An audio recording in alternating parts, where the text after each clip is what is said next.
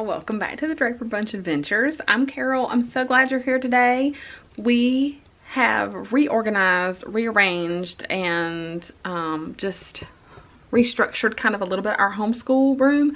So if you saw my previous tour, some of these things will be similar and some will be different, but I had a request, so I thought I would give you an updated homeschool tour. So we are already into our first week of homeschooling, and so there are some materials that are not so neatly organized anymore, but that's okay. So I just wanted to give a little tip. I saw a homeschool mom the other day talking on a social media page about how she was feeling sad that maybe she was taking something away from her kids because they didn't have first day of school pictures and new backpacks and things like that. And I just wanted to say that one of my tips is that because I have younger children, we do actually make an ordeal out of going school supply shopping every year. It's a very fun thing to do. You could have a budget for your kids if you needed to have a budget, or whatever you wanted to do. You can make a list of things that you need, obviously, but one of the things we like to do is give them the freedom just to choose supplies that they want. You know, a lot of schools give very specified lists, and it's not always so fun for the kids because they don't get to pick which pack of crayons they want to use. So we actually do go out. We don't buy a ton of stuff, but we buy the notebooks or whatever paper they need, pencils, things like that. And then I let them pick out a pack of crayons, a pack of markers, those types of things. We don't buy a new backpack every year. We used to do that, but we bought some pretty good quality ones, and so we haven't been really buying the backpacks. They don't seem to mind not getting a backpack. They like picking out special pencils and stuff like that. So that's one thing you can do to kind of, there are things you can do to offset the feeling that you're, maybe if you feel that you're taking away some experience from your kids by not having them in school, there are many ways to offset that. I mean, I make signs for my kids and have them take pictures on the first day of school, just like if they were going to regular school. So you can do that as well.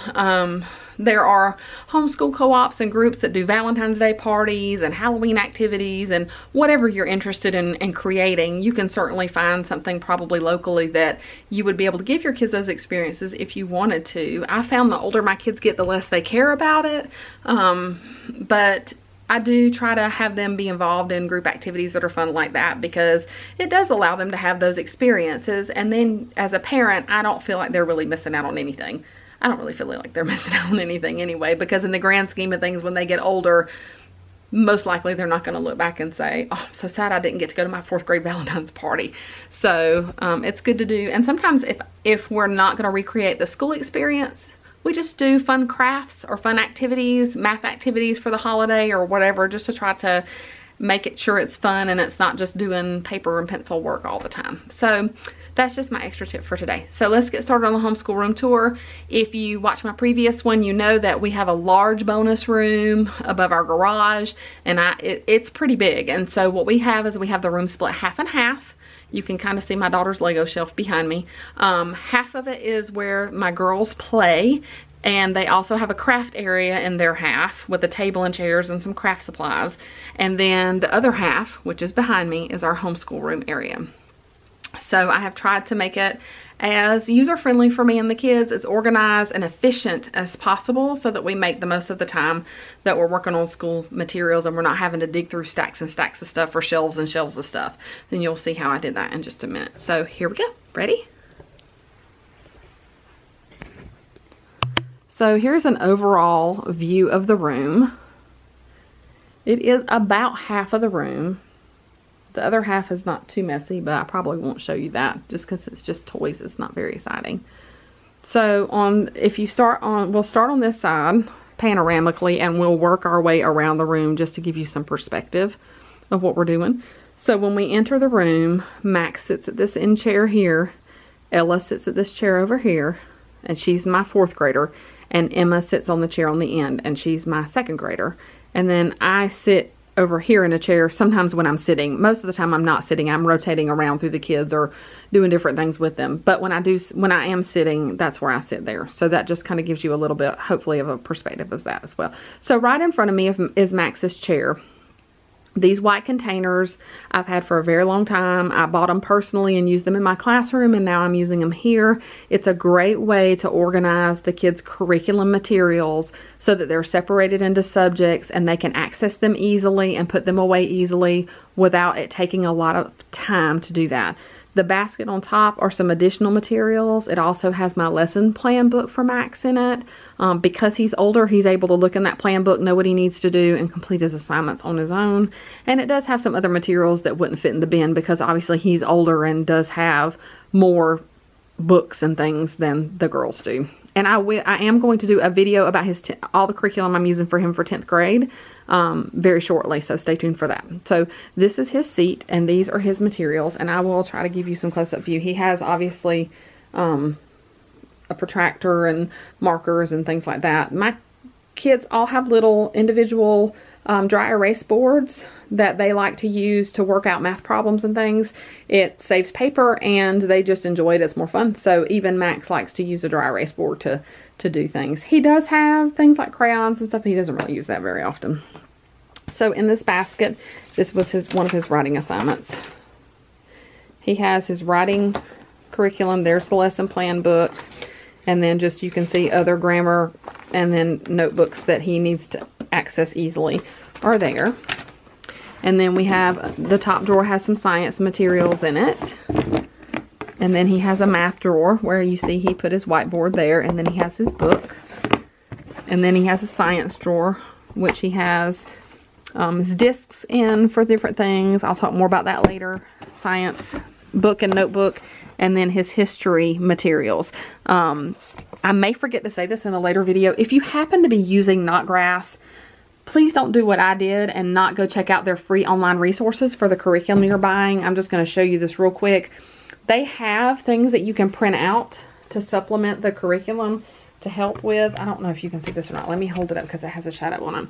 This is the one I printed out for Max. He's doing Exploring America. It has the unit on it, and then it has a checklist for each lesson of what they need to do, which is very helpful for the student to be able to monitor themselves, check off what they've done, and then it gives me a place you can see at the bottom there for lesson 1 to write down his instructions or whatever. Now, history is a subject he has not started yet, which is why there's nothing in here.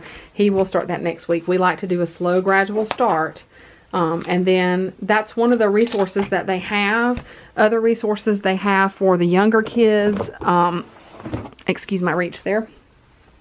They have material lists for projects and things like that. They have all those. I'll show you when I get over to the girls. But anyway, so there's Max's materials. That's his organized. You see the laptop here. This is a very old laptop that the kids use because they're doing their math online. And Max is also taking an American Sign Language class online as well. So we finally have internet. We can finally do some things online. Okay, so if we go back this direction, this shelf right here just has extra books in it. Books for read aloud or kids can free read or whatever. We obviously have a globe. And then our cursive chart. I do teach my kids cursive. Ella learned cursive in 2nd grade, and she's practicing honing that right now. And Emma is learning cursive this year, so in 2nd grade. Periodic table because Max has chemistry, and then you see a numbers chart, which is close in proximity to Emma's seat, which will help her with some of her work. And then I just couldn't resist these cute little decorations. Can you guys see that? It has the little welcome. It was meant to go around the edge of a door, but since I didn't have the ability to do that in my homeschool space, I just put them as if they were peeking around the wall. So you can kind of see that. Very, very cute little Disney characters. And of course the older two were not super excited about that and really didn't care, but Emma loved it, so I thought it was worth it just for that. And also, if I wanted to display some of their work or put some other posters up there, then that's a good space to do that as well, because the ceiling's kind of slanted. It's hard to use it for anything else. So this is Ella's seat, and she has the same kind of setup as Max. She has a caddy with some of her school materials in it, and then she has a folder for finished work. She and Emma both have this because most of Max's things are contained in notebooks. So that way if they have loose leaf work that they finish, they can put it in the folder and I can check it. They also have a folder of things to do. So when I go through their week's worth of plans, I pull out anything they have to do by the end of the week, and it's in that folder. That way they know if they've done everything they're supposed to do or not. It's a very seamless system for us, and it works really well for this mama who likes to be extremely organized. And so here's Ella's bin with her materials in it. She has her whiteboard, you see. It's blank on one side and lined on the other. She's been drawing on it. Bible journal there. Then she has her math materials, and then these are all language arts materials, spelling, grammar, English, all of that stuff. And then her science and social studies materials are in this bottom drawer here. She and Emma share social studies materials. So that's hers. And then this is my corner that was a really big mess last year. It may kind of still look like a mess to you, but it's really not. These boxes right here, I ordered posters like the decorations I just showed you that are Mickey Mouse.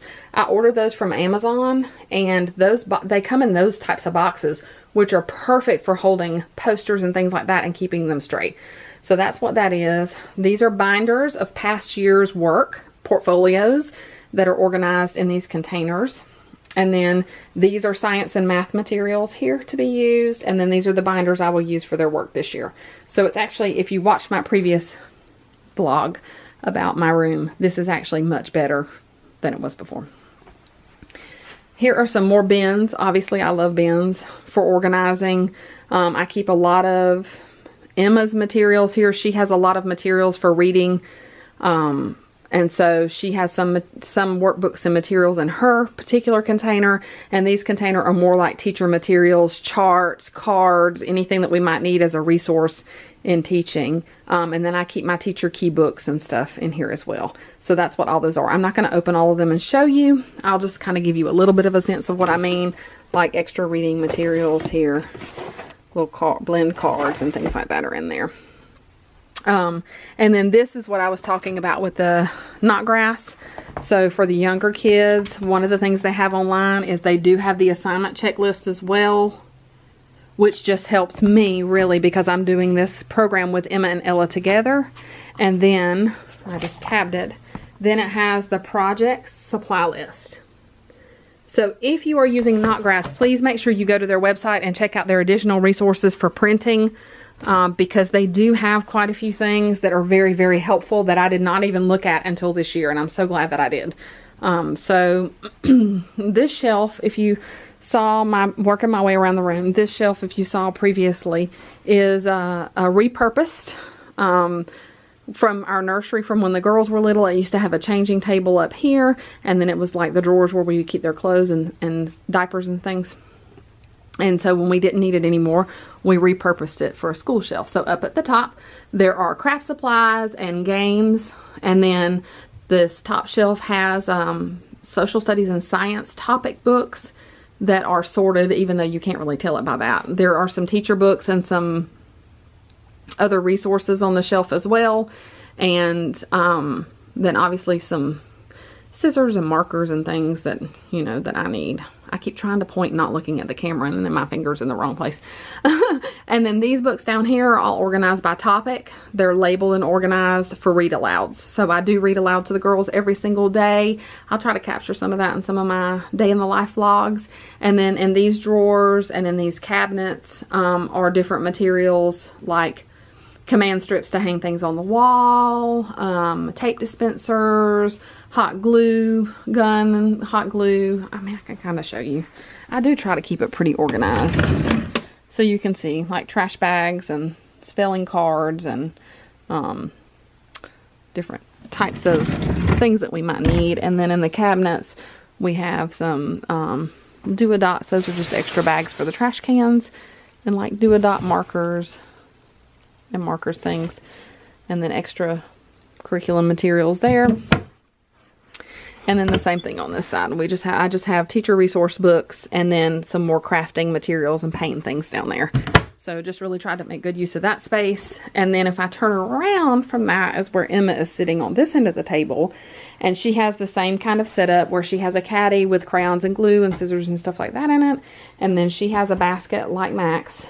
I keep she and Ella's lesson plan book here. And then she has folders with the to-do. And then the teacher manuals are here, as well as her whiteboard and some other resources for things. And then she has her finished work folder and some other reading materials here. And then she has more books here. And then math books and workbooks here. And her Bible study book there. And then all of her phonics and language arts materials and writing paper is in here. It really helps to have it spread out across the drawers and not have the drawers be full, because it makes it easier, especially for those little hands, to get into it and get what they need and get out of it very quickly without having an issue and a problem. I try to do that just because there's 3 of them and 1 of me, and the more they can do independently, the easier it makes my life and the less frustrated they're going to be. So it's just me. It's just how I like to be organized. I realize everybody's not like that. So if you're not like that, that's okay. Do whatever works for you, but that's what works for me. So these drawers, the top drawer here, you can see my pencil sharpener, which has died on me. I have had it since I taught in the classroom, and I've been homeschooling for over 6 years. So this pencil sharpener is probably at least 8 or 9 years old, and it finally died, and I had to buy a new one, so I've ordered it. These drawers have calendar resources in them for calendar math. We've graduated this year so that only Emma now has to do calendar math. She's excited to do that without brother and sister. And Ella was excited not to have to do calendar math. And then this just has other things in it. Like this is where we keep supplies. Pencils, dry erase markers, which apparently I'm a little low on. Sticky notes and pads. Paper, different types of paper and glue. I'm sure you may have seen people using these before and seen them online. So that's that. And then I have my rocking chair, which is where I do my read alouds, which is why I had a hard time on the first day of school figuring out where to put the camera, because there wasn't really a good place to put it where I would not be in the picture because I have my pajamas on. So I will work on that in the future. And then here's our calendar math. We have a graph that we use to graph weather, but we've had it for so many years now. The dry erase marker won't erase off of it anymore, so we have to get a new graphing chart for our weather. We talk about seasons and weather. We talk about months of the year, days of the week, how to correctly say the date, how to correctly write the date. We count the days by adding straws in a pocket chart and bundling to go to tens, bundling to go to hundreds. We do work on telling time. I'm going to add money to calendar this year. And that'll be the same as kind of the straws. We'll do a penny and then another penny, and when we get to 5, we'll bundle it and change it to a nickel. And then when we get to 10, we'll bundle it and change it to a dime. I'm not going to introduce that until I feel like Emma is a little more grounded in this, because I don't want her to I don't want to confuse her between the two. So I will wait probably several weeks before I introduce the money. I may even wait till after Christmas. We'll just see how things go. This is where we talk about our days of the week, and then we do yesterday was, today is, tomorrow will be. And then this is kind of like a little corner that we can do reading in, or the kids can just sit over and work on their own. It has all of our reading strategy posters. If you watched our day 1 video, you probably saw Emma and I introducing the reading strategies. At least we tried to. The ones that we've learned. She's done all of these 5, and these 3 will be the ones that she does this year. We'll start with Flippy Dolphin, which is where you try long and short vowel sounds. She just learned long vowels at the end of last year, so we're going to get a little more grounded in long vowel sounds before we start that. But we'll do those 3 this year as we get more advanced into the reading, and then their dry erase board. So we were practicing cursive E today, and then we were talking about there, and there. So that is an overview of, oh, I forgot to tell you what's under the board. So I have this blue bin here that has science experiment kits for the girls in it, the Magic School Bus science experiment kits. And then we had a subscription to Scholastic News and Weekly Reader for a little while. We had a bunch of those that we never even got to, so I've kept them in the hopes that we'll get to some of them this year. So that is how our room is organized. I hope that that has been helpful to you. I will tell you that the one thing I do like to do is, you can see these are command strips, and what they do is they have a Velcro that's the same on the back, and I love these because they do pull off the wall without scarring up the wall at all or pulling the paint off, and they're perfect to make interactive things on the wall. So I use those to stick everything up pretty much on the wall. In the cases where I don't use those, I like to use the command hooks.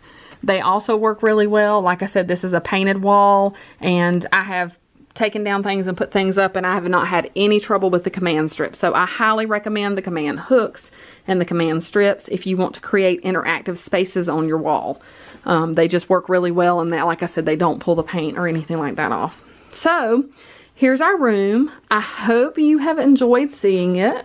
We hope you feel welcome into our classroom as our year progresses. We are going to see you now. We are going to try to share as much as we can with you that we feel might be helpful. If you have any questions, comments, suggestions of things you'd like to see, please leave them in the comments below. If you have not subscribed to our channel, we would love to have you subscribe and join us on our journey. And if you were here today, give us a like and let us know that you were here and that you saw this video. Thank you guys so much. We'll see y'all real soon.